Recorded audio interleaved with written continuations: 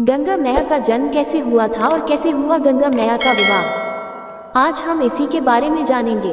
आप मेरे वीडियो में नए हो तो लाइक करें, शेयर करें, सब्सक्राइब करें। माँ गंगा का जन्म वैशाख की शुक्ल सप्तमी तिथि के दिन माना गया है। पुराणों में देवी गंगा के जन्म कई कथाएं मिलती हैं, साथ ही इनमें गंगा के स्वर्ग से पृथ्वी पर आने का रहस्य भी बताएंगे।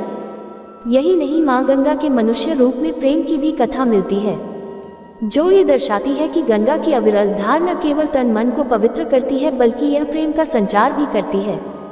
तो आइए जानते हैं क्या है देवी गंगा के जन्म की कथा और कैसे हुआ इनका मनुष्य से विवाह।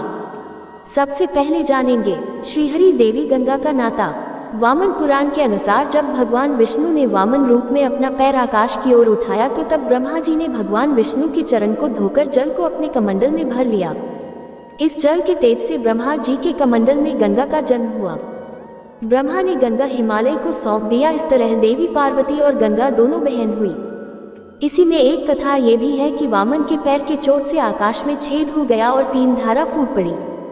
एक धारा पृथ्वी पर, एक स्वर्ग में और एक पाताल में चली गई और गंगा त्रिपद्गा कहलाई। माँ गंगा और भोले शंकर की प्रेम कथा। शिव पुराण में ऐसी कथा मिलती है कि गंगा भी देवी पार्वती की तरह भगवान शिव को पति रूप में पाना चाहती थी।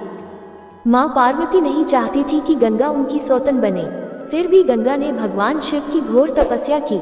गंगा की तपस्या से प्रसन्न होकर भगवान शिव ने इन्हें अपने साथ रखने का वरदान दे दिया।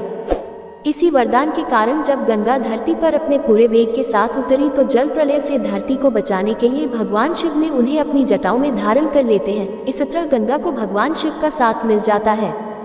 माँ गंगा का मनुष्य से विवाह कैसे हुआ, कथा जानते हैं। एक समय ब्रह्मा जी के शाप के कारण माँ गंगा नदी के रूप में धरती पर आई और दूसरी ओर महाविष्णु को हस्तिनापुर के राजा शांतनु के रूप में जन्म लेते हैं। महाराज शांतनु एक बार शिकार खेलते हुए जब गंगा तट पर पहुंचे तो माँ गंगा मानवी रूप धारण करके शांतनु के पास आई और एक दूसरे को देखकर प्रेम हो गया। शांतनु और गंगा की 8 संतानें हुई, जिनमें 7 को गंगा ने अपने हाथों से जल समाधि दे दी और 8वीं संतान के रूप में देवव्रत भीष्म का जन्म हुआ। लेकिन देवव्रत को गंगा जल समाधि नहीं दे पाई। कहते हैं कि गंगा के 8वें संतान वसु थे, जिन्हें शाप मुक्त करने के लिए गंगा उन्हें जल समाधि दे रही थी, लेकिन 8वीं संतान को शाप मुक्त कराने में गंगा असफल रही। माँ गंगा की एक और अनोखी कहानी सुनाते हैं। बहुत समय पहले महाभारत की कथा के अनुसार देवी गंगा अपने पिता ब्रह्मा के साथ एक बार देवराज इंद्र की सभा में आई तो यहाँ पर पृथ्वी के महाप्रतापी राजा महाविष्णु भी मौजूद थे। महाविष्णु को देखकर गंगा मोहित हो गई और महाविष्णु भी गंगा को देखकर सुध खो बैठे। इंद्र की सभा में नृत्य चल रहा था, तभी हवा के झोंके से गंगा का आंचल कंधे से गिर गया था। सभा में मौजूद सभी देवी देवताओं ने शिष्टाचार के तौर पर अपनी आंखें झुका ली, लेकिन गंगा में खोए महाविष्णु उन्हें एकटक निहारते रह गए और गंगा भी उन्हें देखती रह गई।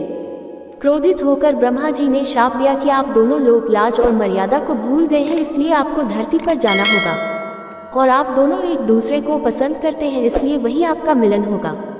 तो मित्रों, ये थी कहानी माँ गंगा की। तो आप सभी को यह वीडियो कैसी लगी तो मुझे कमेंट बॉक्स में जरूर लिखें।